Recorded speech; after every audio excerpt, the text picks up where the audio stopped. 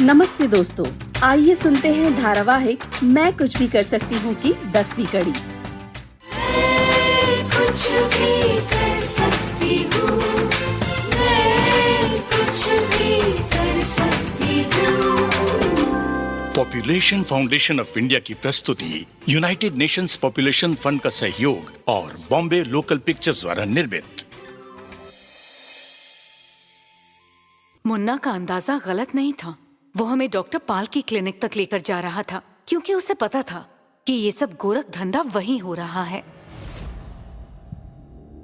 रवि बाबू, अपनी पत्नी का बच्चा गिरवा कर आपने हमको परेशानी में डाल दिया। बहुत लेट हो चुका था इस बार, खून ज्यादा बह गया। 1 लाख बोला था ना, ये लीजिए और मामला ठीक कीजिए। भगवान पे जाकर चढ़ावा डालते हैं तो कोई गारंटी मिलती है क्या कि जान बचेगी? हैं? अरे डॉक्टर भी तो भगवान ही होता है। पैसे दिए हैं तो जरूरी थोड़ी है कि गारंटी मिलेगी। अरे किसी भी तरह नुकसान होने से बचाइए। 2 लाख और लगेंगे। अगले 24 घंटे नाजुक है। अरे इतने पैसे हम कहां से लाएंगे? कहीं से भी लाइए, नहीं तो यहां से कहीं और ले जाइए।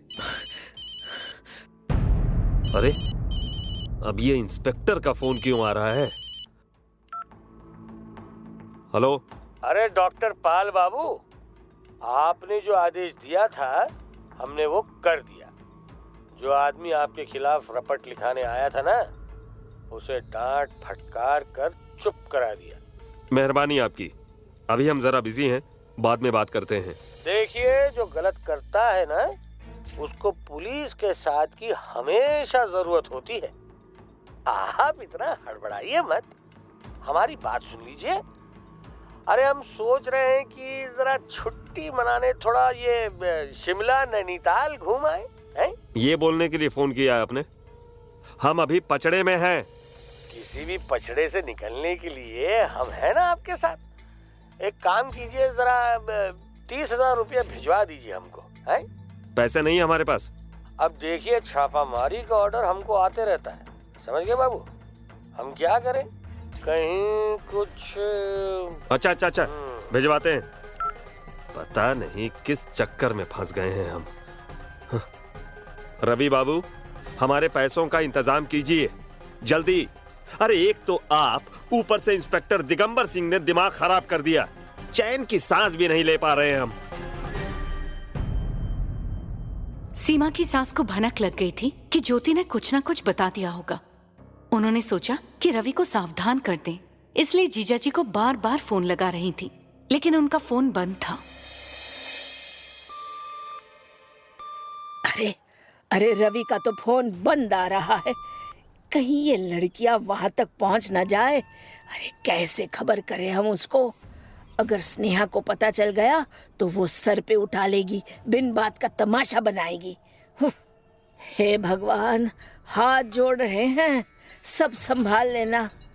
अरे हम चाहते क्या है? बस पोते का ही तो मुंह देखना है, इसमें गलत क्या है? बस संभाल लेना प्रभु। वो दोनों बहनें सीमा तक नहीं पहुंचे, संभाल लेना। मुन्ना हमें डॉक्टर पाल की क्लिनिक तक लेकर आया। हमें यकीन था कि रवि सीमा को लेकर यहीं आए होंगे। उस क्लिनिक के वार्ड बॉय को मुन्ना ने अपनी बातों में उलझाया और किसी तरह मैं और प्रीता छुपकर क्लिनिक के अंदर गए। अरे मुन्ना भैया, आप? अरे धीरज, कैसे हो? आप तो मुन्ना भैया हमारी फाइल आगे ही नहीं बढ़ा रहे हैं। कैसे होंगे हम? और ये लड़की लोग को लेके आए हैं, कुछ काम है क्या? हाँ, इनको डॉक्टर पाल से मिलना है, थोड़ा काम है। अरे बहन जी, आप लोग जाइए, हम है ना यहाँ, हमारे ही आदमी हैं ये।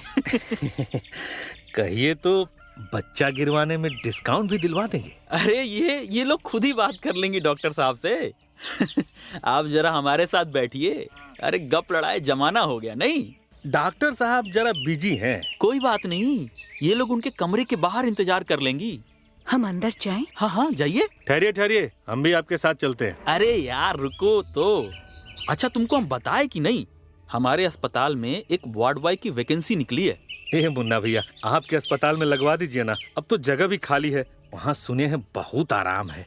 हाँ यार, बड़ा अस्पताल, फ्री की चाय, provident fund, bonus, dearness allowance और बख्शीश और औरत माँ बने तो 15 दिन की छुट्टी बाप को भी देते हैं। अरे बस तुम्हारे जैसा ईमानदार आदमी चाहिए। डॉक्टर पाल ने तुम्हारी बहुत तारीफ की है। डॉक्टर पाल बुरा तो नहीं मान जाएगा ना? अरे थोड़े दिन मानेंगे, फिर ठीक हो जाएंगे। तुम बस वो करो जो हम बोल रहे हैं। ए भैया, जो बोलिएगा करेंगे, आप कुछ जुगाड़ लगाइए बस। चाय लाएं आपके लिए? मुन्ना उधर वार्ड बॉय धीरज को अपने बातों में उलझाए हुए था और इधर हम दोनों बहनें क्लिनिक के अंदर जा पहुंचे थे। प्रीता और मैं सीमा को तलाश रहे थे। मैं उस कमरे में पहुंची जहां डॉक्टर पाल और रवि साथ थे। मुझे देखकर वो चौंक गए। अरे कौन है आप मैडम? अंदर कैसे घुसी? क्या हो रहा है? सीमा कहाँ है? तुम यहाँ कैसे आई? जवाब दीजिए, सीमा कहाँ है? यहाँ क्यों लाए हैं उसे? जवाब? उसके पति से जवाब मांगोगी? वो मेरी बपौती है। अपनी प्रॉपर्टी के साथ हम जो भी करें। लगता है मुझे पुलिस को बुलाना होगा। तेवर बदल गए हैं तुम्हारे मुंबई में रहकर। लाज मर्यादा सब भूल गई हो। अरे अरे आपसी मामला है, यही निपटाइए ना। ये अपनी पत्नी का अबॉर्शन करवाने आए थे, अब इसमें पुलिस क्या करेगी? आप जानते हैं ना कि कोख में बच्चा 20 हफ्ते से ऊपर हो तो अबॉर्शन में माँ की जान को खतरा है। मैंने अपनी समझ से जो ठीक समझा वो किया। आप डॉक्टर हैं या? वैसे आप तो एक रेडियोलॉजिस्ट हैं। आपने अबॉर्शन कैसे किया? क्या आप क्वालिफाइड हैं अबॉर्शन के लिए? और आप उसे अपनी जायदाद समझते हैं, बेटा जनने की मशीन, पत्नी नहीं। दीदी, सीमा दीदी बहुत बहुत बुरे हाल में है। चलिए, मैं अपनी बहन को यहाँ से लेकर जा रही हूँ। अगर तुमने ऐसा किया तो सारा रिश्ता खत्म, तुम्हारी बहन और तुम्हारे पूरे परिवार से। रिश्ते की दुहाई देकर आप या कोई भी मुझे यहाँ नहीं रोक सकता। मेरी बहन को कुछ भी हो गया ना तो आप लोग चैन से नहीं जी पाएंगे। मुझे अपनी बहन सीमा को किसी हाल में भी बचाना था। उसे ऐसे बुझते हुए मैं नहीं देख सकती थी, कभी नहीं। मेरी इस डायरी के बाकी पन्नों में है आगे की कहानी, जो कभी अधूरी है तो कभी पूरी। अगली कड़ी में हम फिर मिलेंगे।